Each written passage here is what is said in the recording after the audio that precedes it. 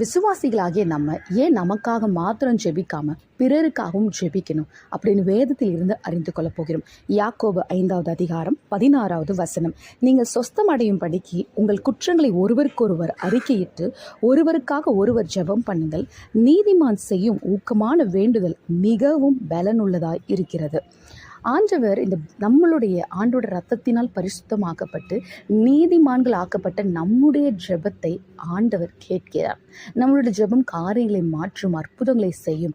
ஆகையால் உங்களுக்காக மாத்திரம், உங்கள் குடும்பத்திற்காக மட்டும் ஜெபிக்காமல் இந்த தேசத்திற்காய், தேசத்தில் ரட்சிக்கப்படாமல் பாவத்தில் இருக்கிற ஜனங்களுக்காய், வியாதியோடு கூட இருக்கிற மக்களுக்காக, தேசத்தின் தலைவர்களுக்காக, சபையில் உள்ள விசுவாசிகளுக்காக, போதகர்களுக்காக, மிஷினரிமார்களுக்காக, எல்லாருக்காகவும் அனுதினமும் நீங்கள் ஜெபிக்க வேண்டும். ஆண்டவர் நம்முடைய ஜெபத்தை கனப்படுத்தி அதை ஆசீர்வாதமாக மாற்றுகிறார். இனிமேல் உங்களுக்காக மாத்திரம் ஜெபிக்காமல் பிறருக்காகவும் ஜெபித்து இன்னும் ஆசீர்வதிக்கப்படுங்கள். கர்த்தர் அவர்களுடைய வாழ்க்கையிலும் அற்புதங்களையும் அடையாளங்களும் செய்ய வல்லமையுள்ள ஒரு தேவனாய் இருக்கிறார். ஆமென்.